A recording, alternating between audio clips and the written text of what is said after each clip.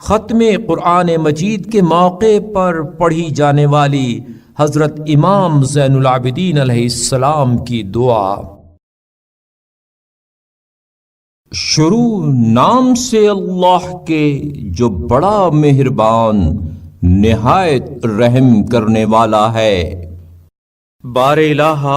تو نے اپنی کتاب کے ختم کرنے پر میری مدد فرمائی، وہ کتاب جسے تو نے نور بنا کر اتارا اور تمام کتب سماویہ پر اسے گواہ بنایا، اور ہر اس کلام پر جسے تو نے بیان فرمایا اسے فوقیت بخشی اور حق و باطل میں حد فاصل قرار دیا، جس کے ذریعے حلال و حرام الگ الگ کر دیا۔ وہ قرآن جس کے ذریعے شریعت کے احکام واضح کیے، وہ کتاب جسے تو نے اپنے بندوں کے لیے شرح و تفصیل سے بیان کیا، اور وہ وحی آسمانی جسے اپنے پیغمبر محمد صلی اللہ علیہ وآلہ وسلم پر نازل فرمایا، جسے وہ نور بنایا جس کی پیروی سے ہم گمراہی و جہالت کی تاریکیوں میں ہدایت حاصل کرتے ہیں، اور اس شخص کے لیے اسے شفا قرار دیا جو اس پر اعتقاد رکھتے ہوئے اسے سمجھنا چاہے اور خاموشی کے ساتھ اسے سنے، اور وہ عدل و انصاف کا ترازو بنایا جس کا کانٹا حق سے ادھر ادھر نہیں ہوتا، اور وہ نور ہدایت قرار دیا جس کی دلیل و برہان کی روشنی توحید و نبوت کی گواہی دینے والوں کے لیے بجھتی نہیں، اور وہ نجات کا نشان بنایا کہ جو اس کے سیدھے طریقے پر چلنے کا ارادہ کرے وہ گمراہ نہیں ہوتا،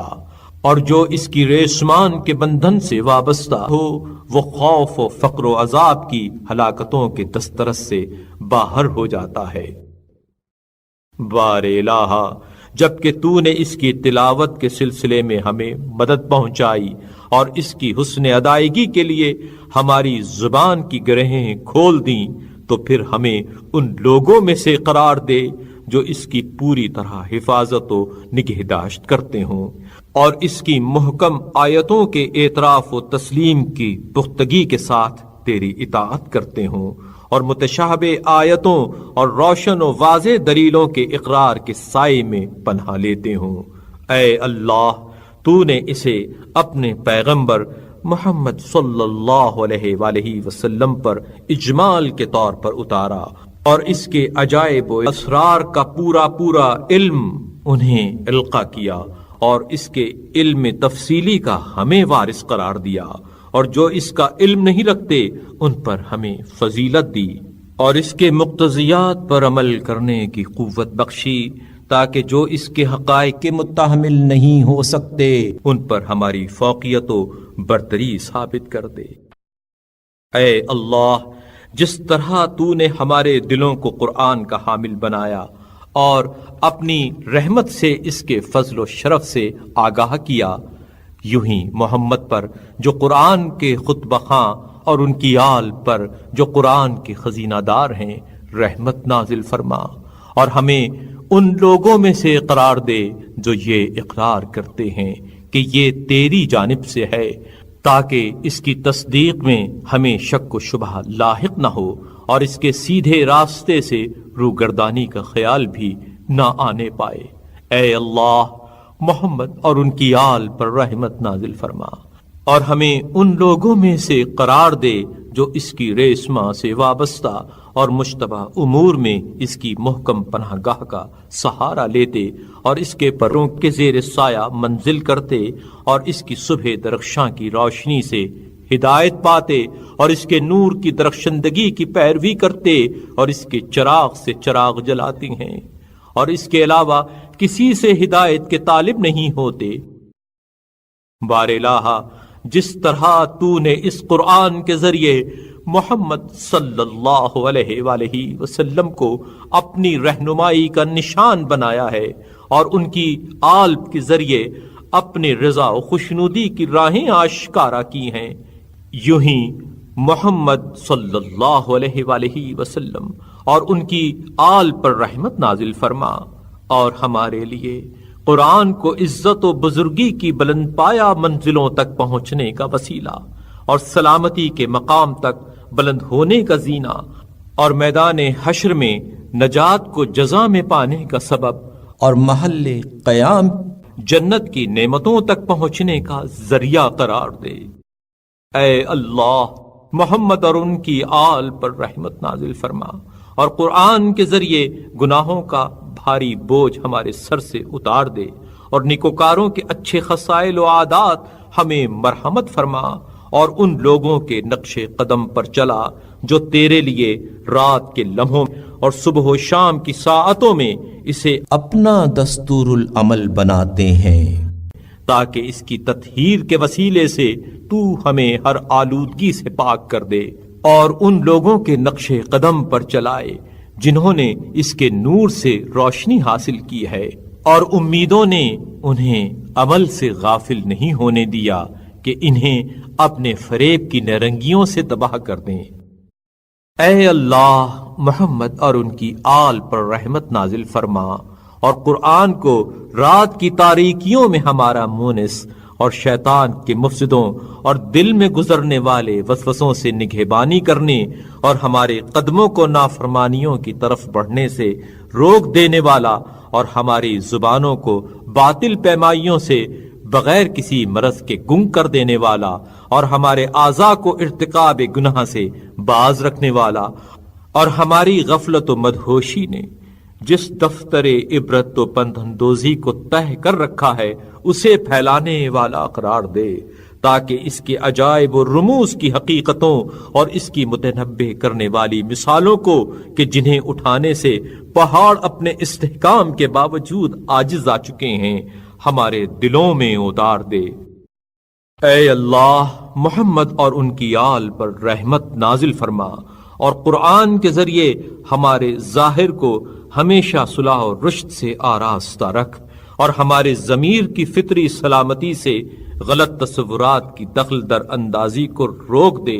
اور ہمارے دلوں کی کثافتوں اور گناہوں کی آلودگیوں کو دھو دے، اور اس کے ذریعے ہمارے پراگندہ امور کی شیرازہ بندی کر، اور میدان حشر میں ہماری جھلستی ہوئی دوپہروں کی تپش و تشنگی بجھا دے، اور سخت خوف و ہراس کے دن جب قبروں سے اٹھیں تو ہمیں امن و عافیت کے جامے پہنا دے۔ اے اللہ، محمد اور ان کی آل پر رحمت نازل فرما، اور قرآن کے ذریعے فقر و احتیاج کی وجہ سے ہماری خستگی و بدحالی کا تدارک فرما، اور زندگی کی کشائش اور فراخ روزی کی آسودگی کا رخ ہماری جانب پھیر دے،